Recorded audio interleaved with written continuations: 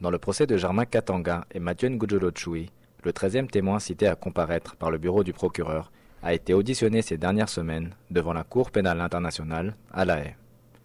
Conformément aux recommandations de l'unité de protection des victimes et des témoins de la Cour, le témoin 279 fait l'objet de certaines mesures de protection.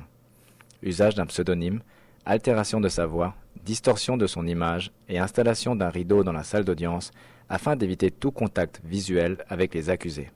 Interrogé par le bureau du procureur, le témoin 279 a déclaré avoir été un enfant soldat au sein des troupes du FNI, dirigé par Mathieu Ngudjolo Tchoui, lors de l'attaque de Bogoro en février 2003.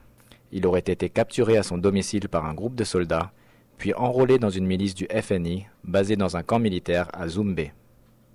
Le témoin a indiqué avoir passé environ 1 mois au camp de Zoumbé et avoir suivi une formation militaire avant de participer à l'attaque de Bogoro.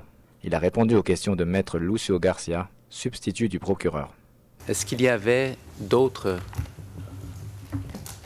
enfants dans le camp militaire de Zoumbé lorsque vous êtes arrivé? Lorsque nous sommes arrivés dans ce camp, nous y avons trouvé d'autres enfants qui y étaient déjà. Si vous êtes en mesure de nous le dire, monsieur le témoin, quel était le nombre approximatif de ces autres enfants que vous aviez, qui étaient déjà présents au camp lorsque vous êtes arrivé? Ils étaient nombreux et en compagnie de personnes adultes.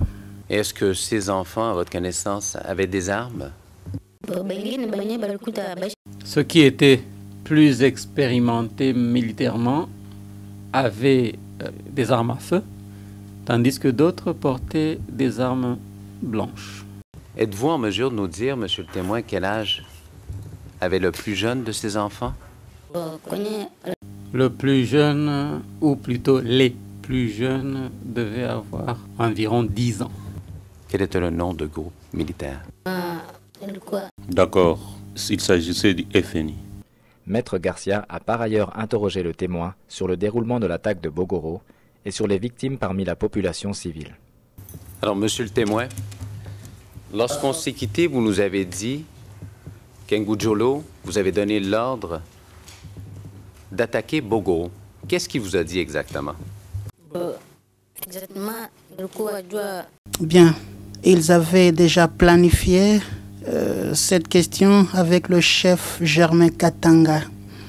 Ils avaient déjà planifié cela. Il est venu nous le rappeler pour que nous puissions aller attaquer Bogoro. Qu'est-ce qu'il vous a dit au juste concernant l'attaque de Bogoro? Pour cette question de Bogoro, il a dit « Allons à la guerre, sachant que il y a des civils et des soldats. » Les balles perdues, peut-être c'est pour les civils, mais quand vous voyez un civil, ne tirez pas sur lui. Mais quand vous trouvez un militaire, il faut tirer sur lui. Monsieur le témoin, il les tuait avec quel genre d'armes? Il y avait des armes à feu, machettes, couteaux, ainsi que des machettes de petit calibre. Vous avez été témoin de ces tueries? Oui. Combien de civils ont été tués de cette façon, monsieur le témoin? C'était pendant les combats. Il n'était pas possible de pouvoir les compter parce qu'on était tous troublés. Ils étaient nombreux, monsieur le témoin? Oui, ils étaient nombreux. Vous avez dit que c'était Ngudjolo qui vous a donné l'ordre de creuser des trous ou d'enterrer les corps. Qu'est-ce qu'il vous a dit au juste? Comme je l'ai dit, il nous a donné l'ordre. Il a dit ceci: je ne veux pas voir ces cadavres, enterrez-les. À l'issue de l'interrogatoire, ce fut au tour des représentants légaux des victimes d'interroger le témoin 279. Maître Jean-Louis Gillissen a interrogé le témoin sur les conditions de vie des enfants soldats au camp de Zoumbé. Il lui a également demandé de revenir sur des fétiches auxquels il a fait référence dans sa déposition. Le témoin a déclaré que tous les soldats du camp devaient utiliser ces fétiches, en ajoutant que cela les protégeait pendant les combats. Vous vous êtes senti autrement quand on vous a mis le produit? Vous étiez autrement que d'habitude? vous étiez le même? Oui, on se sentait autrement. Lorsqu'on allait au combat, on ne craignait rien devant soi. Lorsque vous alliez au combat, monsieur le témoin, dans la nuit à Bogoro, dans la poudre et dans le sang, quand on est un petit garçon, qu'on tue des gens autour de vous, qu'on les massacre, qu'est-ce qu'on ressent? Pourriez-nous dire ce qu'on ressent en ce moment-là? Il y avait des moments où on était très affecté par cette drogue, si bien qu'on pensait que tout était normal. Ce n'est qu'après coup qu'on se rendait compte que la situation était anormale.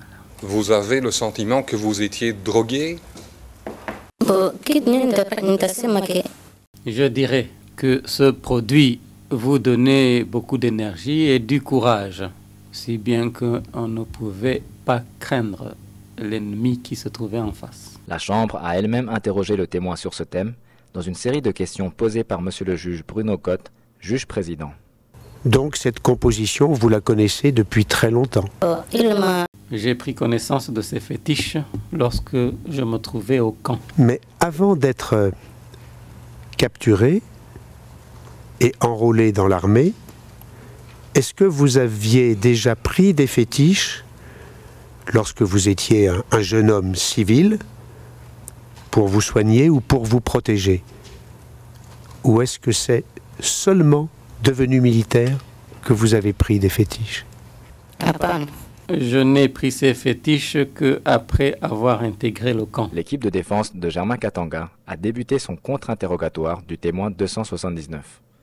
Maître David Hooper, conseil de la défense, a demandé au témoin de préciser certains éléments de son témoignage.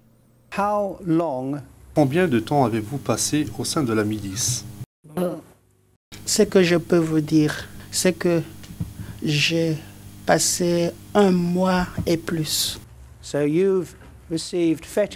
Vous avez donc reçu un fétiche à une occasion, et c'était pour la bataille de Bogoro. Je vous ai écouté hier, et si j'ai bien compris, ce fétiche était une crème, ou un baume. Est-ce bien cela? C'était un produit que je devais m'induire. Il y avait également une peau avec laquelle on s'essuyait le corps. Vous avez mentionné un docteur et vous avez dit que ce docteur n'avait pas suivi de formation particulière. Pourrais-je avoir un éclaircissement? Les docteurs ou les féticheurs, les personnes qui ont fabriqué les fétiches, sont considérées comme étant des personnes très spéciales, n'est-ce pas? Ces féticheurs sont comme les autres êtres humains, mais comme je l'ai affirmé auparavant, il y a un esprit qui les anime et puis ils commencent à changer le langage. Et là, ils deviennent différents des autres êtres humains.